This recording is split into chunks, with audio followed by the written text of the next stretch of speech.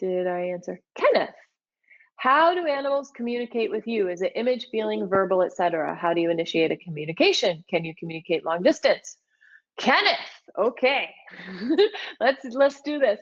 Okay, animals communicate with me, but also with everybody. Okay, I'm going to assume you mean everybody. With visuals, movies, feelings, emotions, sounds, words, knowing. What else? Seeing, hearing, feeling, knowing. You can taste stuff. That's one that I get, or I smell stuff. It's kind of funny being an animal communicator and having, I think it's called clairgustance. You're like, oh, that's a great smell from an animal that I wanted.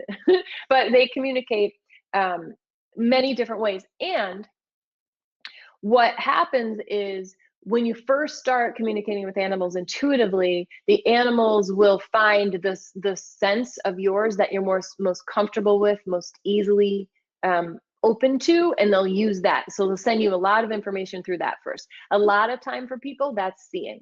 So they may start sending you visuals at first, and maybe it's just a quick little still or it's a little video, whatever it is. As you get more comfortable with that, they'll be like, oh, let's see, Kenneth, oh, he can hear. I'm going to send him a word now. I'm going to send him a sound. So they actually work through the communications over time to help you open your senses. The more you work with them, you have to be patient and not judge it.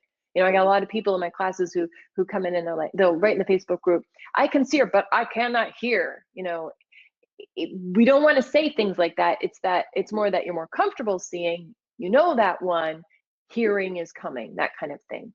How do you initiate a communication? So that's what I teach in my classes, is how to, my technique to really sit down and start communicating. But what I will say about that, without going into the whole technique, we don't have that kind of time, is that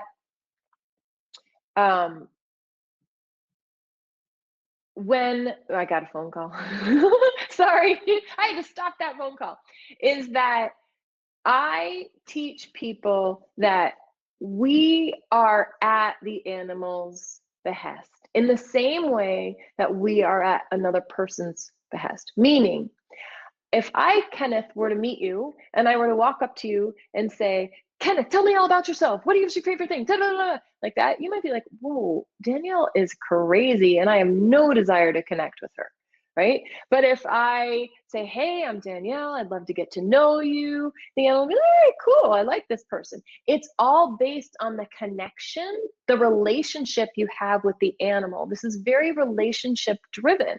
Animals have a choice. This is what I teach. They have a choice about whether or not they're going to connect with you, whether or not they're going to talk with you. They want to, but they also want you to be managing your energy. They also want you to be taking care of yourself in order to be in the best possible space so that they can get their information through to you. And can you communicate with animals long distance? Yeah.